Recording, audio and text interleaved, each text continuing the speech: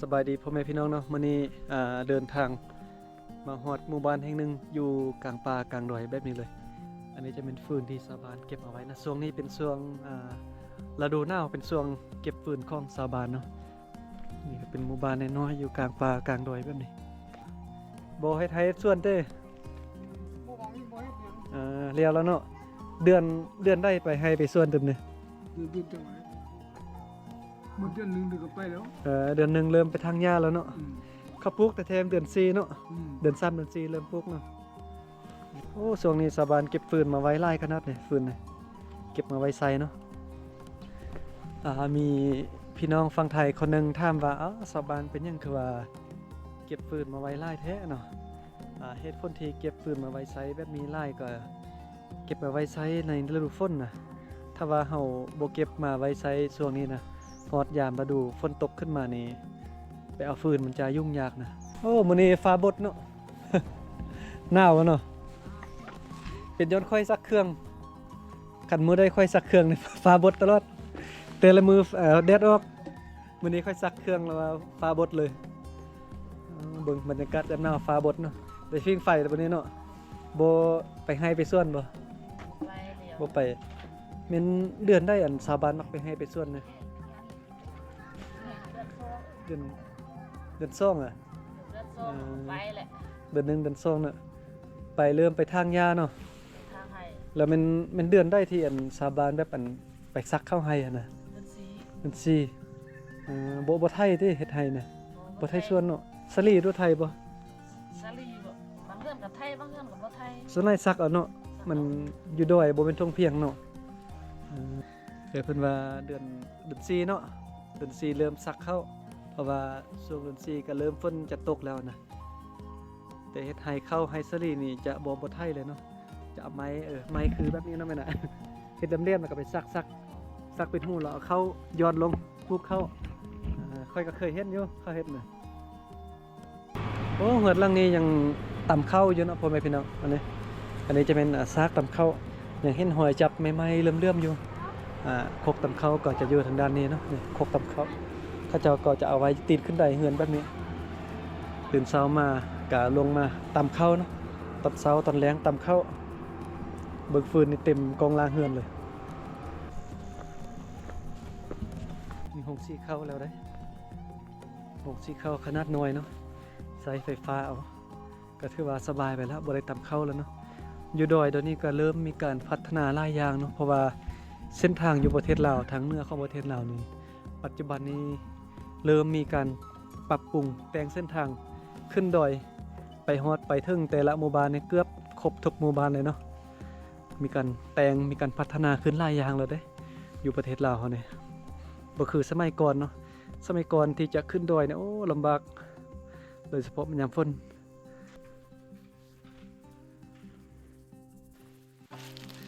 เห็นแปลงเฮือนผู้เดียวเลย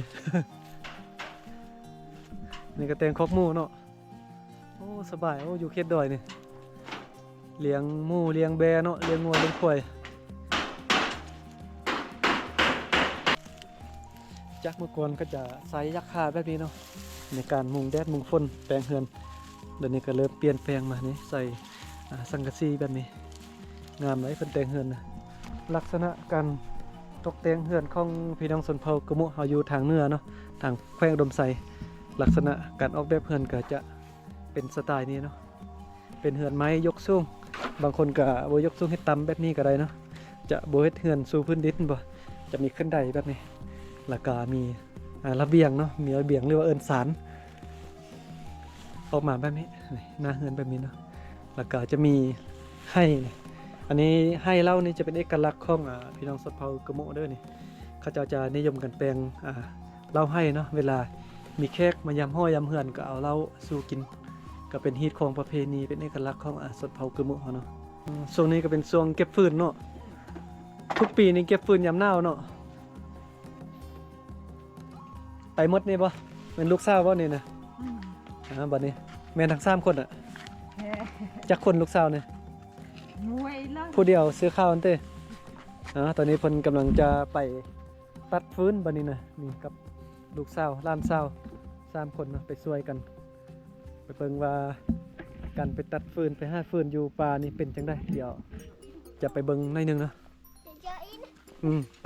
ปเบิ่งน้ำ นายชะนั่นน่ะนะคุย ชะ ชะอะไรนู่นนั่นชะนั่นนั่น ไก่บ่เนาะเอิ้นว่าไก่เนาะบ่ฮอดจักนาทีย่างไปเนี่ยหลายนาทีบ่ ตายโอ้ อ๋อเพิ่นว่าอยู่ไก่เนาะนึกว่าหม้อคิดว่าอยู่หม้อผู้สาวน้อยเพิ่นบอกโอ้ไก่ได้ว่าซั่นโอ้ฮู้ความเนาะ โอเคนะก็คิดว่าอยู่หม้อว่าสิไปสุดท้ายว่าไก่เนาะอันนี้ก็มันให้เราเบิ่งเฮือนแต่ละหลังเฮือนนี่ก็ส่วนหลายก็จะมีพกตำข้าวมีซากตำข้าวหมดเนาะ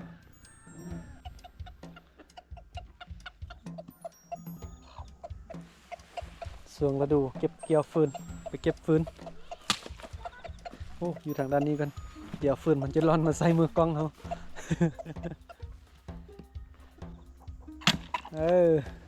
เวลากล้องถ่ายแล้วพามักบันทึกเนาะ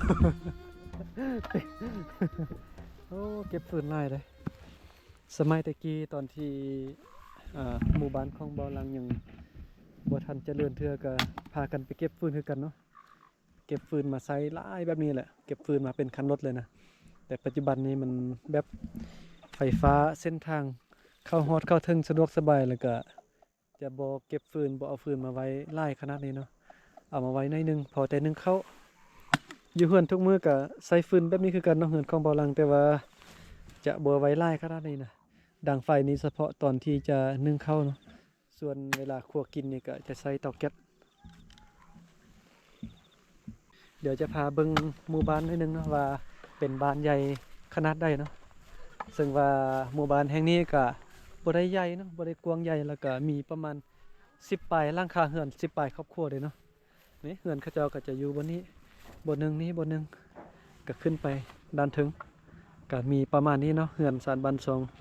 แล้วก็มาทางด้านนี้ก็มีอีกนึงอีกตึม 4-5 หลังนี่ได้เนาะบ่มีหลายนะเรียนแถวเป็นระเบียบโอ้งามเนาะเรียนแถวเนาะมึงนี่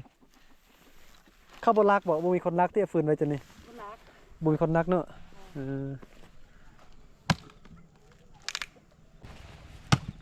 นี่ก็เป็นวิถีชีวิตชาวบ้านเนาะหมู่บ้านนี้ชื่อว่าบ้านจันว่างเนาะอยู่เมืองหุนแขวงดำไสเนาะซึ่งว่าเส้นทางนี้ถ้าว่าไปทางด้านนั้นนี่จะไปฮอดออกอยู่ตัวเมืองแบงถ้าว่าเลี้ยวซ้ายมาทางด้านนี้จะไปแขวงลงน้ำทาเนาะทั้งหมดนี้ก็เป็นภาพบรรยากาศเนาะที่หมู่บ้านที่นึงอยู่กลางป่ากลางดอยมื้อนี้ก็เดินทางมาฮอดมาถึงก็เก็บภาพบรรยากาศมาให้เบิ่งให้ชมกันเนาะหมอที่ก็ขอขอบใจพ่อแม่พี่น้องที่มาเบิ่งมาชมคลิปของเบาลังเนาะซึ่งว่าซองของเบาลังนี่ก็มี3ซองซองที่1ก็เบาลังซองที่2ก็ชีวิตแบบลาวดั้งเดิมซองเบาลังนี่ก็เฮ็ดไปเมืองได้แล้วก็ไปดอยได้ส่วนซองชีวิตแบบลาวดั้งเดิมนี่ก็ไปถ่ายวิถีชีวิตอยู่ดอยโดยเฉพาะเลยเนาะแล้วก็มีอีกซองนึงเป็นซองเบาลังพาเที่ยวกำลังแต่งใหม่เนาะ หมอฮอดมาถึงหมอฮอดนี่ก็ขอบใจหลายๆนะที่สละเวลามาเบิ่งมาชมเดี๋ยวเป็นจังได๋ก็รอท่าเบิ่งคลิปต่อไปเบิ่งผลงานต่อไปของเบาลังเนาะ